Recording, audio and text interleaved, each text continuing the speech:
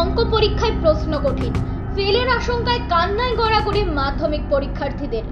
বৃহস্পতিবার পরীক্ষা শেষে এই দৃশ্য দেখা গেল জলপাইগুড়ি বিভিন্ন পরীক্ষা কেন্দ্রে।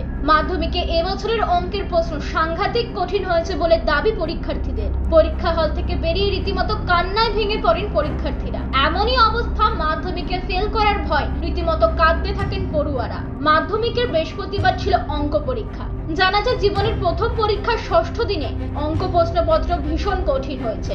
অনেকেই সঠিকভাবে পুরো উত্তর দিতেও পারেনি। আমার টার্গেট ছিল 70-এর মতো, বাট আমি 35-এর মতো অ্যানসার করে আসতে পারি। হ্যাঁ না, এই কদিন তো অনেকগুলো তুমি পরীক্ষা দিয়েছো, তার মধ্যে অঙ্ক কি মানে খুবই কঠিন ছিল?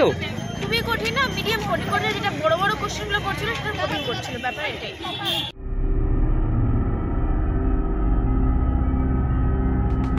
শিলিগুড়ি থেকে পার্থপ্রতিম দাসের report, U Bangla TV. U Bangla TV, হৃদয় ছুঁয়ে যায়।